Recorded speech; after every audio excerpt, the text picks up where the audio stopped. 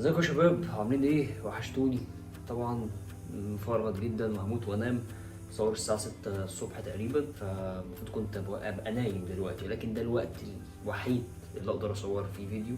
الدنيا هادية ومفيش حد هنا والموضوع يكون لذيذ. فيديو النهاردة ممكن يبقى اطول فيديو انا عملته في حياتي، او تحديدا اطول فيديو عن التعابين انا عملته في حياتي، لان معانا النهاردة شوية تعابين كتير. في حاجات جايه جديد وحاجات عندنا هنعمل لها حاجات. فبصراحه مش عارف ايه اللي هيدور في الفيديو بالظبط، احنا بنرتجل كالعاده، ولكن انا واثق ان هو هيكون فيديو جامد. وافكركم اما تشوف اي حاجه عندي قول ما شاء الله تبارك الله، ربنا يبارك، خلي ايه ذكر الله على لسانك، الحكايه مش ناقصه. قشطه يا باشا. قبل بدايه الفيديو دعائنا لاخواتنا في فلسطين، في لبنان، في السودان، في كل وطن عربي، يا رب انصرهم يا رب، ويا رب ارفع عننا البلاء اللي احنا فيه.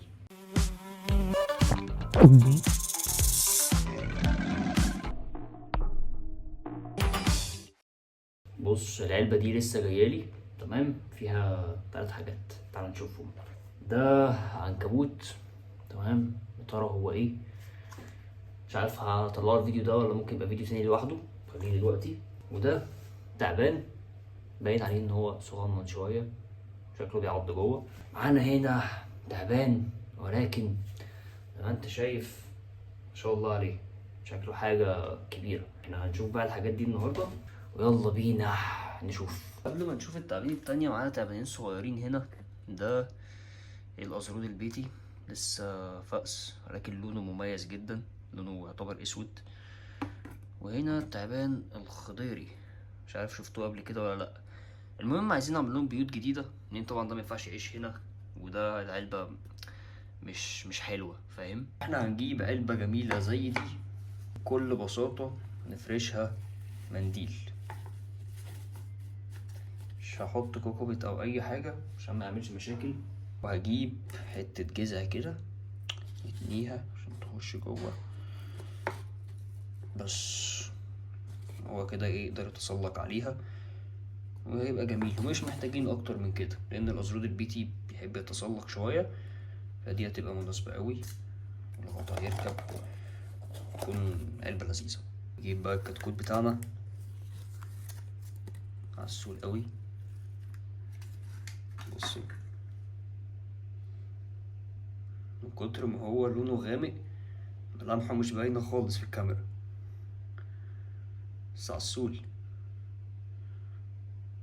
النوع ده يا جماعة غير سام تماما، ولكنه عضاد. ده صغير لسه ما اتعلمش العض قوي، بس هيتعلمه.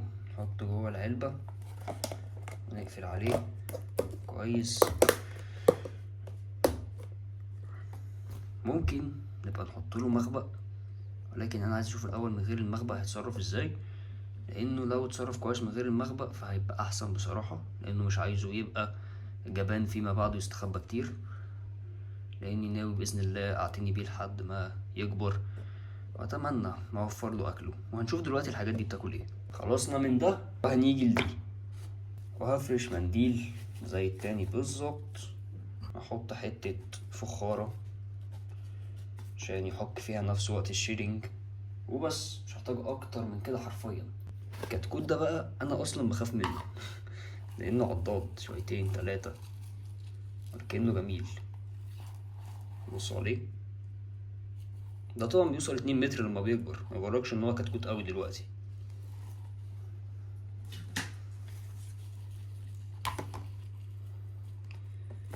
ينزل تحت هنا، شطور، مناسبة اوي العلبة عليه. خلصنا من الكتكوت ده، نيجي بقى الحاجات اللي جوه هنا، ولكن في حاجة عاوز اعملها الاول. هتشوفوا دلوقتي هو اسوأ حاجة في تربية التعابين. تعالى بص، اعمل حمام، لازم كل شوية تغير لهم الفرشة بتاعتهم. فخليني نجيب العلبة دي هنا، تمام. تعبان شرس جدا بشكل مش طبيعي، واحاول اسحب الورقة من غير ما تعض او من غير ما احتك، لاني مش عايز اوتره اكتر ما هو متوتر اساسا.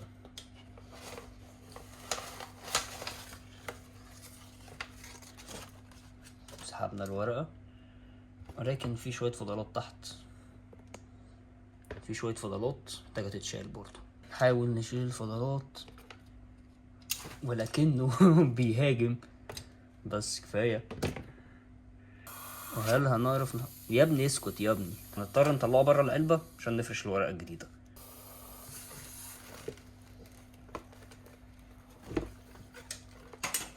بس كده مسكناه عشان مش عاوزين يتعض.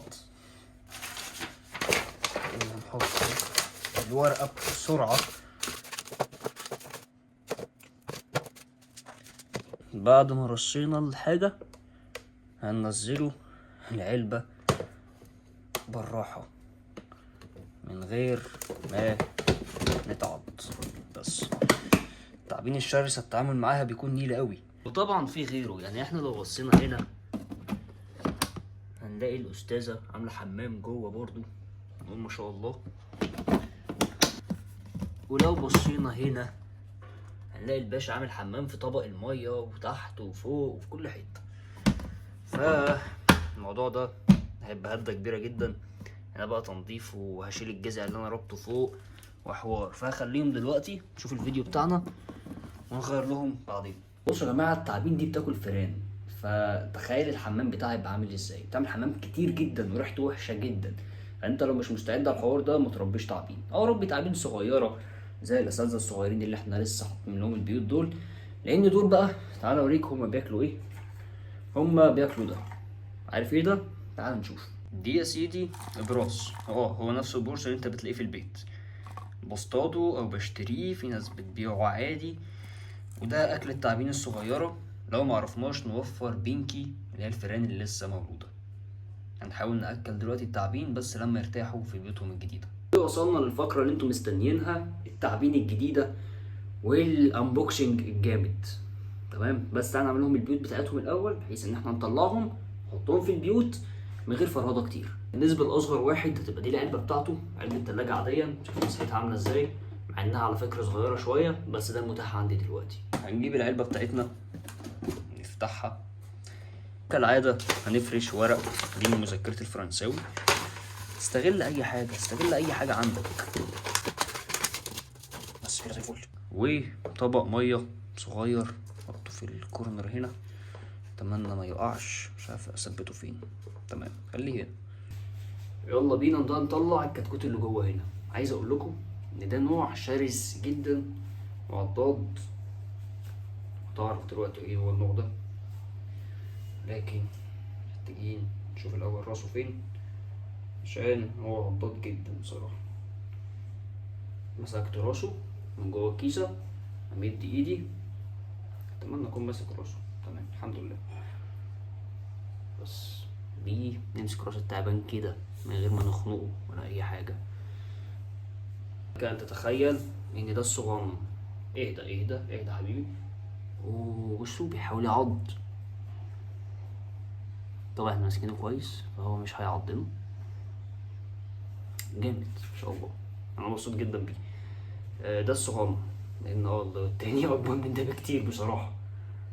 هو من انواع الشرسه جدا، مش عارف هيبان عينه ولا لا ان هي مزرقه شويه، فهو بري شيدنج. ولا التعابين لما بتكون داخله على تغيير جلد بتكون شرسه شرسه بغباء. ده يا جماعه هو الارقم البيتي زي ما انتم شايفين كده. شايفين لونه، شايفين النقشه بتاعته، شايفين نقشه الراس عامله ازاي، شايفين العينين الزرقاء شويه دي عليها كأنها سحابه كده. ده بسبب ان هو بري شيدنج. دلوقتي هنحطه في العلبه ونجيب الغطا بسرعه ونقفل عليه قبل ما يهرب او يعض. زي الفل. ياخد راحته شويه ونفتح عليه نتفرج. ونجيب العلبه التانية دي، طبعا زي ما انتم شايفين كبيره شويه علشان هتاخد حاجه كبيره شويتين، واصلا العلبه دي صغيره عليه. وهنا بقى هنفرش ورقتين زي الفل. ممكن احط الصخره دي كده، هتخليها علبه تقيله قوي ولكنها حلوه قوي. ليه؟ هيحبها لانه اصلا صحراوي. المفروض يبقى في طبق ميه كمان، ولكن انا الاطباق خلصت عندي فمحتاج ابقى اجيب، لان بصراحه في حاجات كتير مش هتطلع اطباق ميه، فبضطر اطلعها كل شويه اشربها يدوي. الحوار بيبقى رخم قوي ولكن تعالى ده. شايف الكيسة صغيرة في ايدي، بس عايز اقول لك هو لمم نفسه لما بنت لذينة. تعالى نتفاجئ كلنا. نفتح الكيسة، بص جوه. ثواني انا عاوز اوريكم المنظر اللي انا بشوفه جوه. بصوا كده، بصوا ازاي عاوز يطلع. لحقته قبل ما يطلع طبعا. طلعك ازاي دلوقتي؟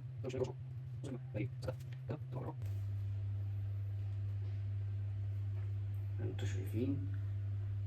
ما شاء الله ما شاء الله، ما شاء الله جامد تحفة. اهدى خالص، اهدى.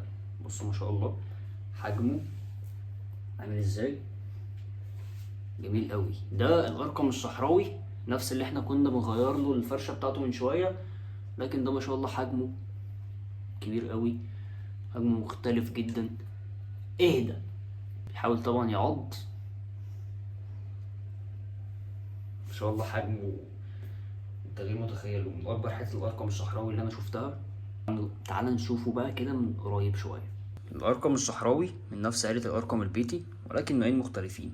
زي ما انت شايف اللون مختلف تماما، شكل الراس من فوق مختلف.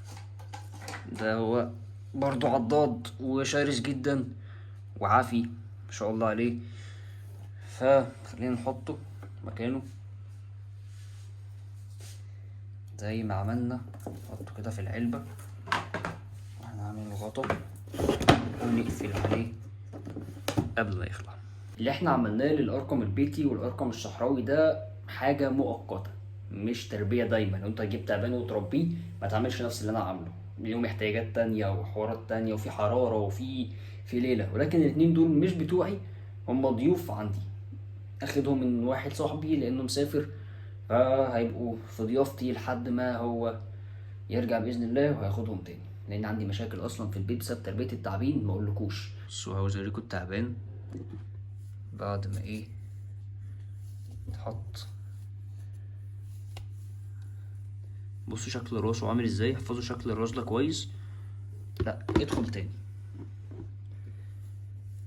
عاوزكم تحفظوا شكل راسه، لان هوريكم شكل راس الارقم الصحراوي مختلفة تماما، نوعين مختلفين تماما. مفيش يعني في تشابه ولكن في اختلاف كبير جدا. بصوا بقى للسفاح، دي شكل راس الارقم الصحراوي، نقشة مختلفة وشكل راس مختلف.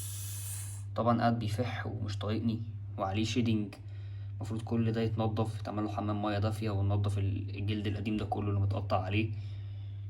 شايفين ما شاء الله لونه جميل وحجمه تحفة. لو شفت حجمه على الحقيقة هتترعب بجد. ايه يا ولا انت مش عاجبك حد ولا ايه؟ شفتوا سكت ازاي؟ الواحد لازم يكون ليه كلمة على حيواناته برضه. اقفل بقى بس بدل ما تعضه يبقى شكلي وحش اوي. بصوا بقى الكتكوت ده الخضيري الصغنن بقى هادي خلاص، ركز في مكان. دلوقتي نحاول نأكله. هنجيب بورش زي ده كده نحركه قدامه بس.